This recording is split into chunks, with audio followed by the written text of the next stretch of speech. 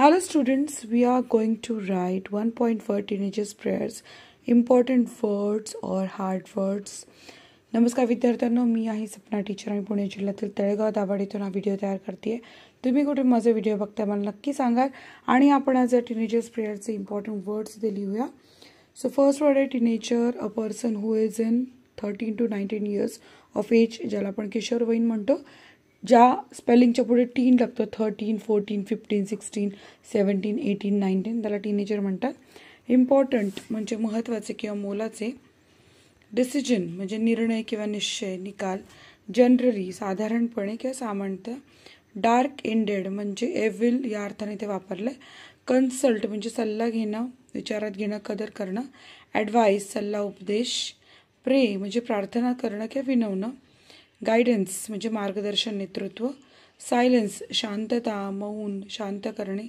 Toss म्हणजे नाणेफेक. Absent अनुपस्थित किंवा गैरहजर. ॲबस्ट्रॅक्ट गोषवारा किंवा शारीरिक किंवा प्रत्यक्ष अस्तित्वात नसलेला.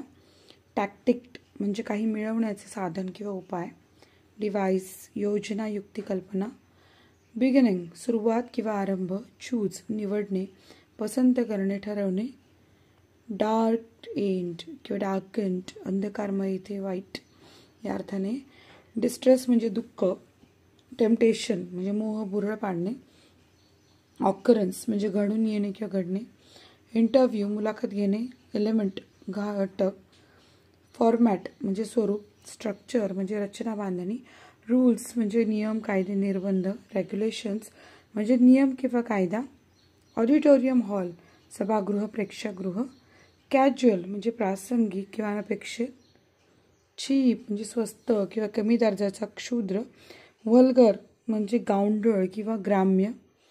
विसिनिटी म्हणजे परिसरातील, सानिध्यातील या अर्थाने असतं.